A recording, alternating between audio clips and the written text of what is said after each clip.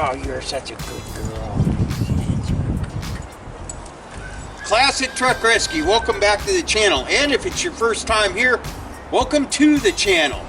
If you're here because you saw a title that said how to repair or replace your fuel pump, your fuel filter, it's not clickbait. This video really is about how to replace your fuel filter on a 1998-ish to 2002-ish Mercedes-Benz CLK 55 or CLK 430. It may work on some of the other CLK models, not sure on that, but I make these informational videos when I do research before doing a job that I haven't done before to make sure that I do it right, and I can't find a video on that subject. I did not find an accurate video that described how to replace the fuel filter or fuel pump on a 1998-ish to 2002-ish CLK 55 or CLK 430. The reason I make these informational videos, and I've been doing this for 10 years now, I don't always make informational videos, but I do when I go to research a job that I'm going to do and haven't done before and can't find good, accurate information on it. This is just to show the guy that just has basic tools and a gravel patch somewhere in a shade tree, how he can fix his own car instead of paying $894 million to have someone else do it because his wallet's not that thick. It's helped people out before. I did an informational video a few years back about how to change the U-joints in Jamie's F350 Super Duty 1-ton 4-wheel drive beast truck, and that's, like I said, that's been a few years ago. We've been all the way to Minnesota and back, hauled fire trucks, tanker trucks, all kinds of trucks on that truck, and the U-joints are still working fine and dandy. I never get a ton of views on my informational videos. The only people who watch those are the ones that have that problem and are trying to fix that problem on their vehicle. But I had a guy one time left me a comment on the U-joint video for Jamie's truck, and he told me that he didn't have the money and he had to go to work and his U-joints were bad in his work truck, and he did all the stuff that I showed him how to do with basic tools and replace his own U-joints, and he was very grateful, and it motivated me to keep doing it. And it helps people out. I've done this for the last 10 years. Every now and then I put out an informational video, and I found that it does help people, and I can tell that it does by the comments that I receive back on those videos. I don't get a ton of views on those videos, but I know that they help people out. So if you watch this video because you need to correct that problem on your car and it helps you, please like, comment, and share our videos, and consider subscribing to Classic Truck Rescue and checking out some of our other videos. It all helps us grow, and it helps me to keep helping people down the road. And if you're a regular viewer to the channel and you don't want to see how to replace the fuel pump and you don't want to see how to replace the fuel filter on a Mercedes-Benz, don't watch it. Wait for the next one. That's good. You don't have to pull the wheel off to change the fuel filter on one of these. But, ooh, careful, Rick. Ooh. It'll just give me more room to work under there. I've had a couple old Mercedeses before these. I think I had a 98 and a 99. Two 99s. The first one was a white E320. The second one was also a white E320. After that I got a black 99 E430 Sport. And they're basically the same looking car on the front end. Front end looks the same, but those were all 4 doors. And these are 2 doors, and these are CLKs. Because I was assuming the fuel filter was the same. But I also went on the internet and looked extensively, and I could not find a fuel filter replacement video or thread or anything that would give you a straight answer on the 2000 or 2001 CLK 55 or CLK 430. So I went ahead and popped the other wheel off, and I think we're getting somewhere now. I found one thread where the one guy said it's on the left side right before the rear tire, and then the same thread another guy said no, it's on the right side right before the front tire, and then another guy said no, it's in the middle by the differential. Pull up the rear passenger side tire. Oh, after you firmly support the car with jack stands and a jack, pull up the rear passenger side tire, then you'll see this plastic cover. This is the plastic cover that covers your fuel filter and your fuel pump. It is located just ahead of the passenger side rear lower control arm. This plastic cover has 3 holes in it. 1, 2, 3. Use those holes to access the 3 10mm nuts that are up there on the inside, and you'll have to kind of work your way around the hoses that are on the other side of this cover, but there's a nut up there, and I was able to stick my finger in the back through there to guide the socket onto the nut. So go ahead and pull those off.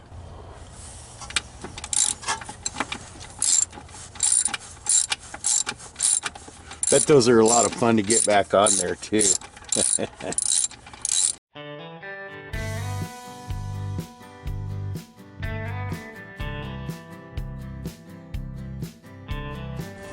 There's one.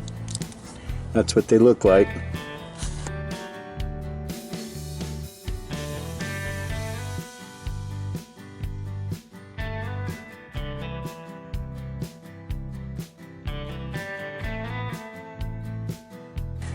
Well, good news is you can get your hand through the back of the cover to guide your socket onto that one too.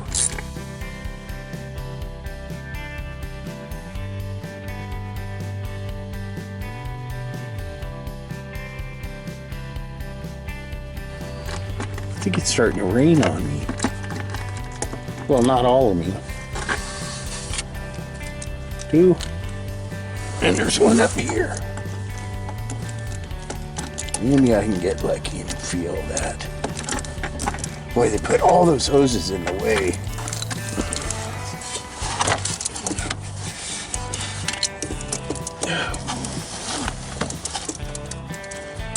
I had it located. There it is. Yeah, I think that one would be kind of difficult to get through from that hole on the bottom of the cover. I don't know how you'd put it back through that hole. But we'll just get her out of our way.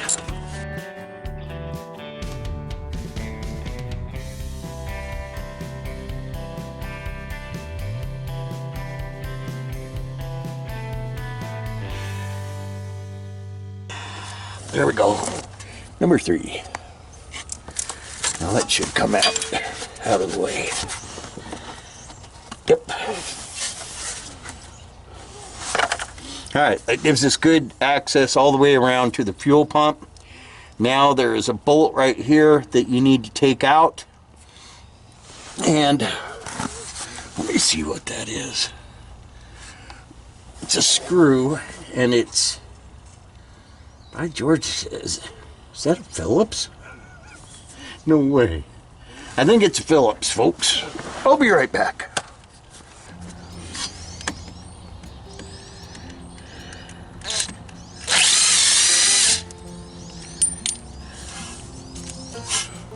Phillips screw.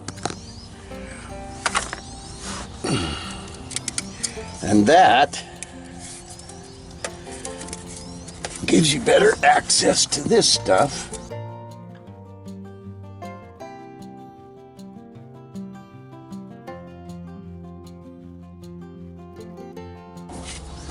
As you can see. So I'm going to take the lines. Actually, I'm going to take this line off first. I'm going to pinch the fuel line. Then I'm going to take this line off, and I believe that will allow me to drop the fuel filter down even lower. So I'm going to start with this small line that goes to the fuel pump. Remember, this is your fuel pump right here. But first, I'm going to block off this line over here. So I have my fuel line going from the fuel pump into the fuel filter, crimped off. Now I'm going to pull this clamp right there off. And have seen things where people replacing these fuel filters have special tools for loosening them and reusing them. I'm not going to reuse them. I'm just going to put some new hose clamps on all of the hoses. If you want to reuse them, Look for another video that shows you what tools you can buy to use old hose clamps on your new fuel filter. This is my tool of choice for removing old hose clamps. Diagonal cutters. If they got a little rust on them, they work even better. Just slide them up on there, grab it, and give it a twist. I'm trying to do this one-handed, but I'm not going to be able to. Anyways, showing you how to put them on there. Just give her a good nip. Matter of fact, I think it just came off. Yep.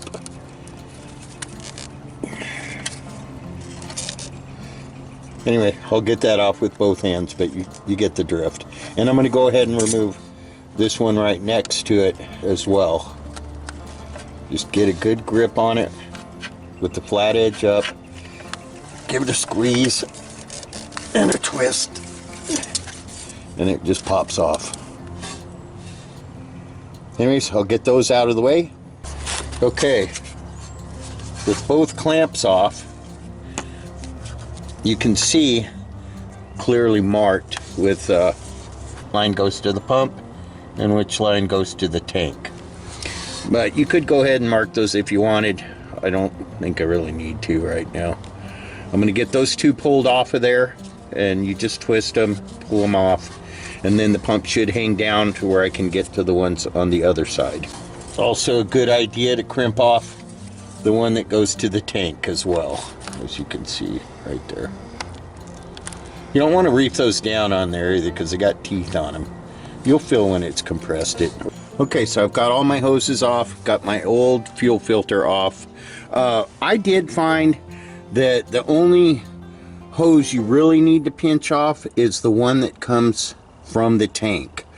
The rest of them you'll get a little drizzle out of them, but the one that comes from the tank, and that's the big one, and it goes to the center of the outboard side, so it would be the input side of the fuel filter. But anyway, the side of the fuel filter that is closest to the control arm here, that connection right there is where this big hose that goes to the tank goes. The one on this side of it goes to the fuel pump, that hose right there. And on this side, where that yellow cap is, I did notice that the hose came unattached by itself. And I don't know if it was unattached before, because I don't believe I really looked at that side. It was over like that and up under the car. But that one with the yellow cap on it goes to the canister. And I'm going to go ahead, it didn't have a hose clamp on it, but I'm going to go ahead and put one on. This one right here is the output from the fuel filter going to the motor and goes to that hose right there. Basically, at this point, reattach your hoses the way they came off and reverse the procedure that we did when we removed the old fuel filter, and that means put them back in that bracket right there, put that Phillips head screw back in, and then put your cover back on with the 3 10mm nuts. And those are a little difficult to get to. They go on to those brackets right there, but just reverse the procedure that we used taking everything apart, and your new fuel filter will be installed. So if you're doing a fuel pump and not a fuel filter, basically everything's the same, and you definitely want to crimp off or pinch off that fuel line like we have this one crimped off. And I do know that on these fuel pumps, the negative and positive terminals are different sizes, and the nuts that hold them on are different sizes. You simply pull these rubber protectors off, and there's a nut holding a terminal on the negative and the positive. I believe they can only go on one way, and the nut will only go on one way. So this video is also good for anyone that needs to replace a fuel pump. Just do the same thing as the fuel filter procedure and pay attention to what I just said about the fuel pump. And again, as I said before, technically you're supposed to be able to reuse the old clamps if you have the correct tools, but me personally, I just say always use new clamps. That's just my personal opinion. One more little tip. This screw right there that goes up through that bracket can be really hard to get in if you bend this bracket at all, which you kind of have to do to get the fuel filter out. Also, there are some little tabs up here. This reminds me of like an exhaust hanger bracket. But this bracket that goes around, this bracket that goes around the fuel pump and the fuel filter hang from two of these. I don't know if I can get the other one. I'm sorry, my light died. But there's two of those brackets. I found that it was easier to bend the bracket back into shape. Again, just don't bend yours if you don't have to. You have to a little bit, but I unhooked it from those brackets, hanger brackets at the top, so that I could get it down.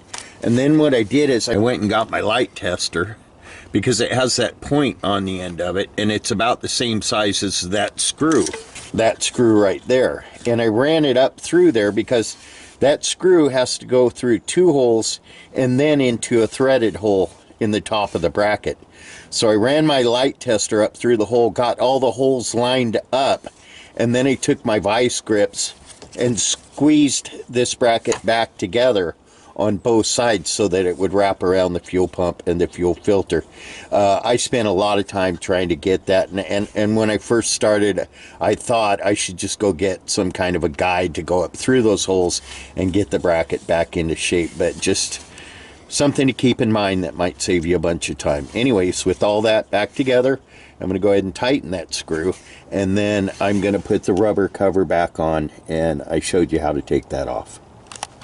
So I hope this was helpful to some people, and I'll do more videos as I do maintenance on this car. I probably should have done one on the plugs and removing the coil packs and the air filter. And oh, I did do the air filter. Anyway, hope this was helpful. If you like this video, I do have more informational videos on my channel. You'll have to look. The reason that I made this video was that I couldn't find a video specifically for this car, and it may work for some other CLK cars. This video is for entertainment purposes only. Always check with your Mercedes-Benz specialist before you do stuff like me. One more little quick tip. Getting up through these holes and getting your socket on the nut can be quite a job. If you stick your finger up through the top right here, you can feel the post that the nut goes onto up at the top, and that will help you guide your socket. You can do the same thing on the back here. And all done.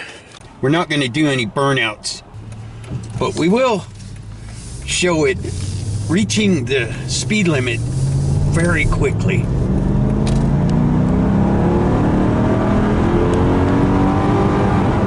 Oh yeah!